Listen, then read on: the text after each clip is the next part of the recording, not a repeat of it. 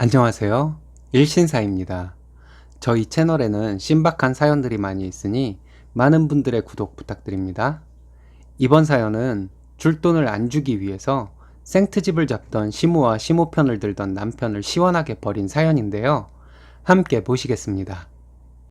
안녕하세요. 30대 중반 이혼한 지 얼마 안 된 풋풋한 돌싱녀입니다. 미래에 대한 걱정보다는 진흙탕에서 빠져나온 것만도 다행이라 여기며 하루하루를 감사한 마음으로 살고 있습니다. 저는 직업도 안정적이고 정년 없이 일할 수 있는 직업이라 경제적인 면에서 걱정이 없어서 그런 건지 아니면 제가 아직 철이 없어서 그런 건지 이혼한 것이 시원하기만 하네요.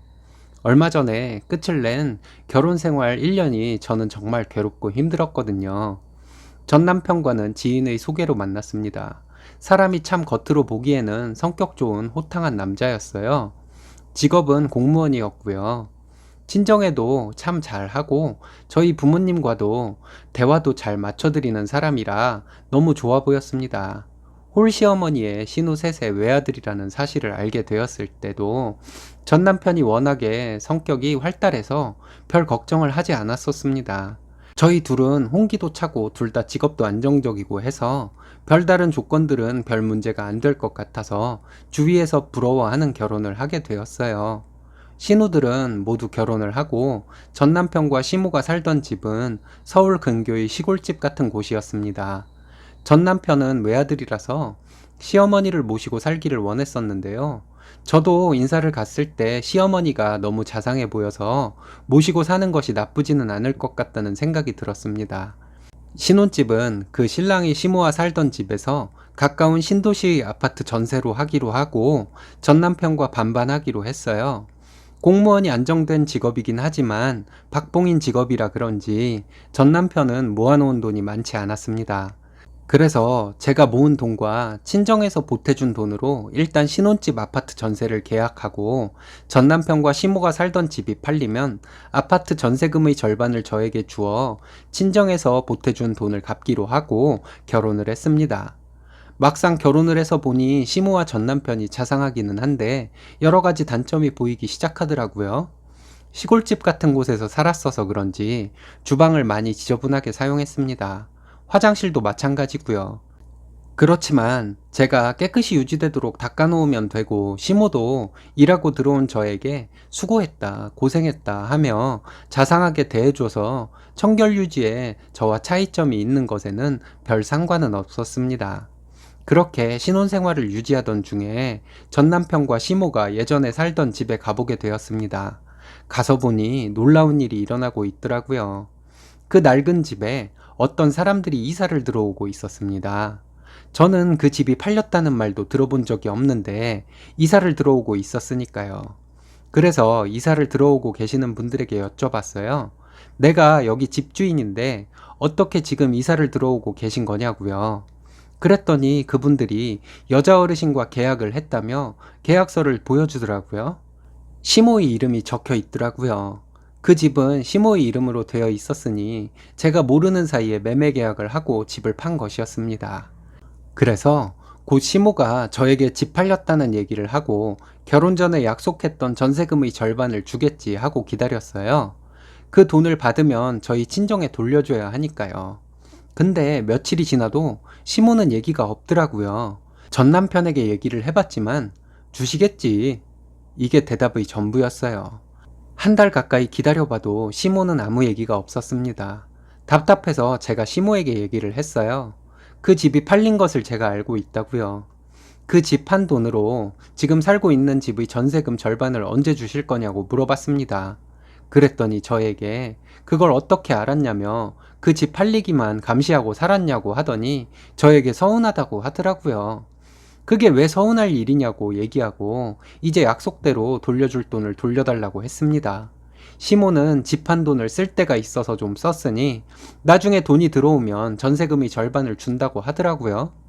그래서 그게 언제가 될 것 같냐고 물었더니 시모는 언제가 될지는 모르겠다고 하더라고요. 전 남편도 같이 듣고 있었는데 아무 말도 없더라고요. 너무 이상했습니다. 그 돈을 시모는 줄 마음이 없는 것 같았고요. 전 남편에게 따졌더니 어머니가 곧 주시겠지 라는 말만 되풀이 하더라고요. 이 일이 있었던 다음 날부터 시집살이가 시작되었습니다.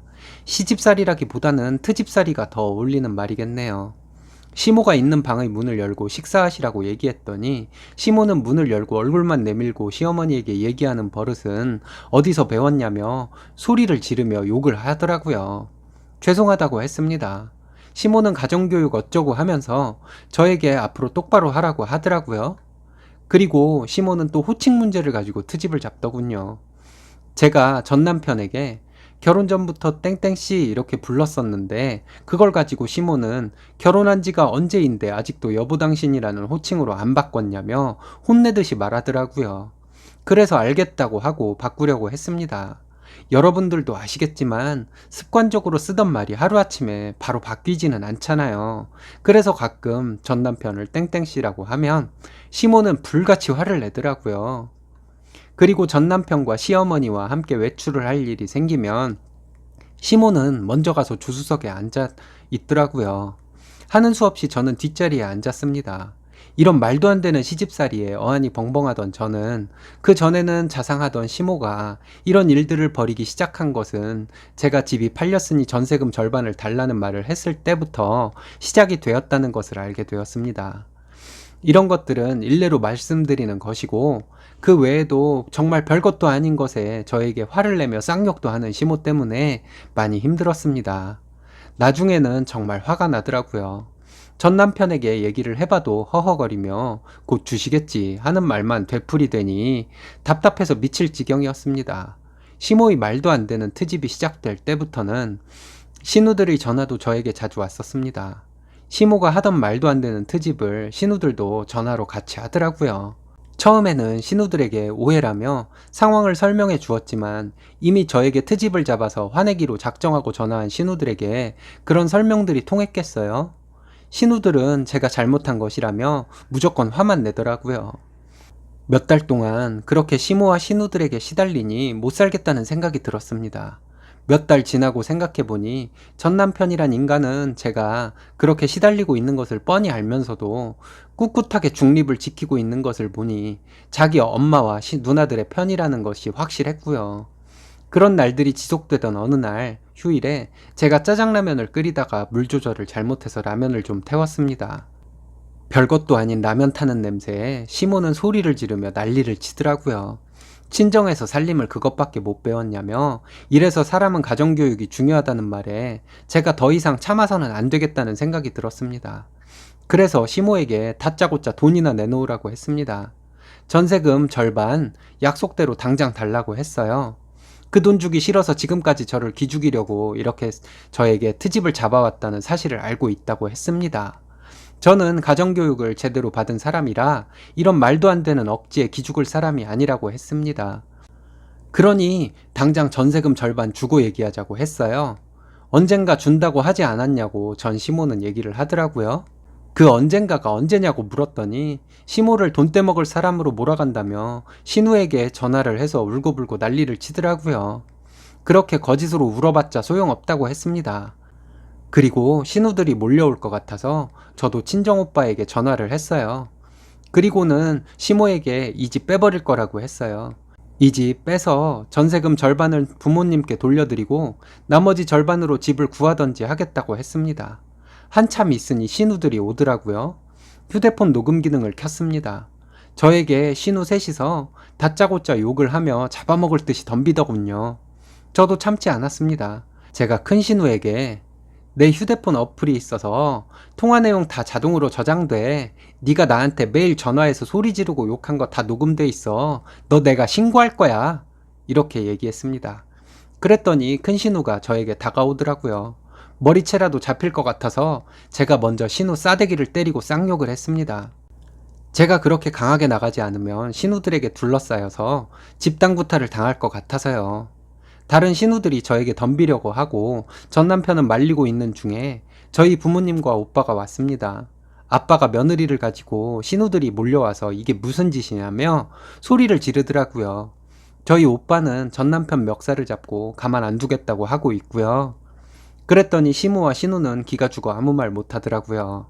저희 아버지께서 전 남편에게 이렇게 되는 동안 뭐 했냐며 이렇게 된 이상 이 집 빼고 둘이서만 나와서 살던지 아니면 이혼을 하던지 하라고 하셨습니다. 그 말에 우물거리고 있던 전 남편에게 제가 지금 당장 대답 안 하면 이혼이라고 했습니다. 그랬더니 저와 둘이 나가서 살겠다고 하더라고요. 아버지께서 일단은 이런 몰상식한 것들만 있는 집에는 딸을 두고 갈 수 없으니 친정으로 데리고 가겠다고 해서 친정으로 갔습니다. 며칠 동안 시모가 계속 전화를 하더라고요.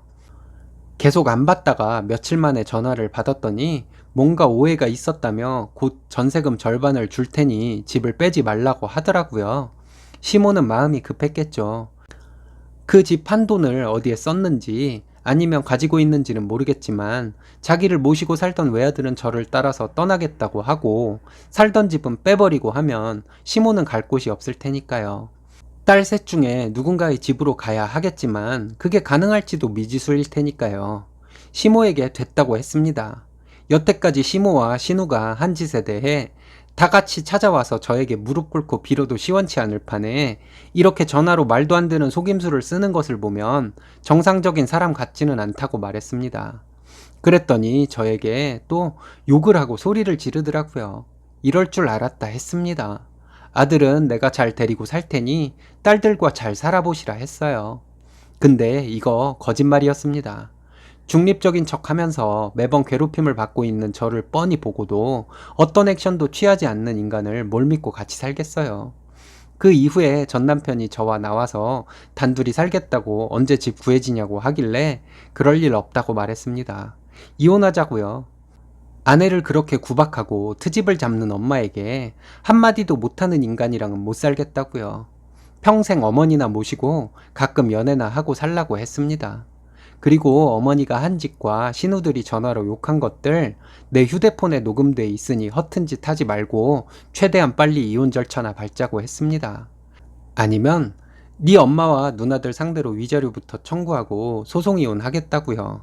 지들이 한 짓이 있는지 순순히 이혼을 해주더라고요. 이렇게 이혼을 했습니다. 금실 좋은 부모님 밑에서 누구에게 빚지면 안 갚고는 못 베기는 부모님의 처신을 보고 자란 저로서는 정말 충격적이고 괴로운 결혼 생활이었습니다. 세상에 이런 사람들도 있구나 하는 것도 배우게 되었고요.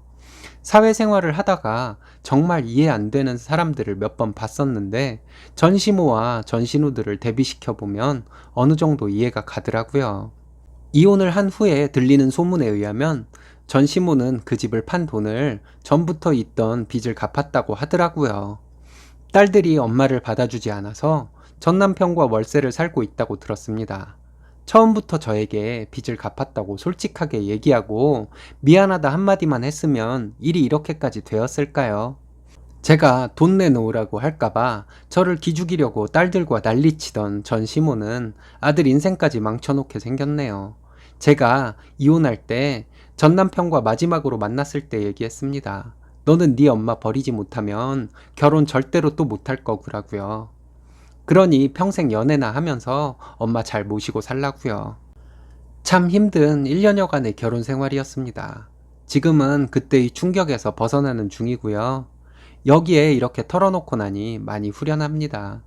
읽어주셔서 감사합니다. 얼른 잊고 잘 살도록 하겠습니다. 쓰니님, 그런 불합리한 상황 속에서 고생 많이 하셨습니다. 현명한 부모님 아래서 자라신 분이시라 조금만 지나시면 다 잊고 좋은 일만 생기실 것이라 믿습니다. 화이팅 하세요. 오늘의 사연은 여기까지입니다. 재밌으셨다면 좋아요, 구독 부탁드려요. 일신사는 여러분들의 사연으로 제작됩니다. 많은 사연 제보 바랍니다. 여러분들의 사연은 아래 메일 주소로 부탁드려요.